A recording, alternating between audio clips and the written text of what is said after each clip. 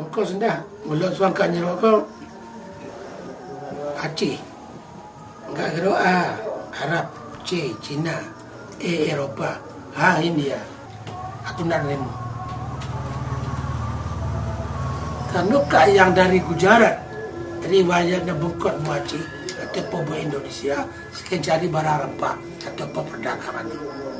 Cari barang rempah yang dimaksud, oh ya barang yang dibudidayakan, barang hutan. Yang disuruh dalam hutan ini pribumi. Oh ya, ya, ya. Ya dia benar dia kan nongol pribumi. Pribumi itu kan cari kau. Oh ya, ya, ya.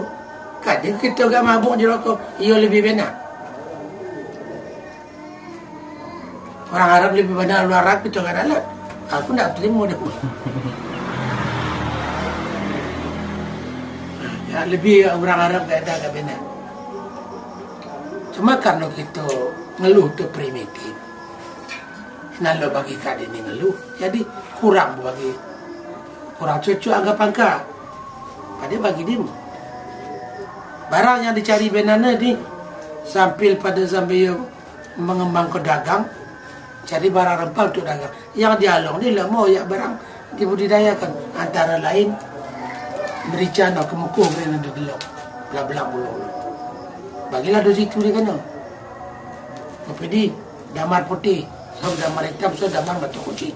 Jadi kulit manis, so kulit lawang.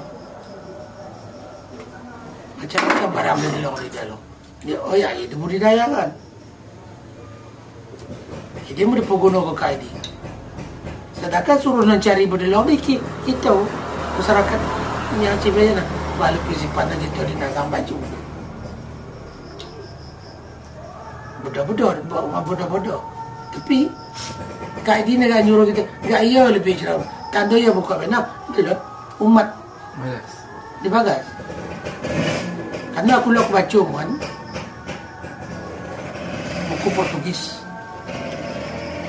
Wah buku ni dia Cina Kabadu kayak bingung dengan sesuatu.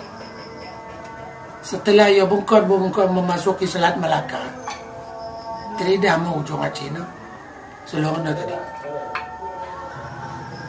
Wah mau kelimat dekat Portugis ni, Acah.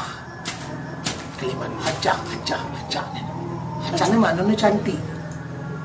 Karena cantik, warnanya hijau, lambian niur, topi bulung kayu, pasir api mentar, gelombang kedok. Setelah ia buka Selat Melaka sikit menuju.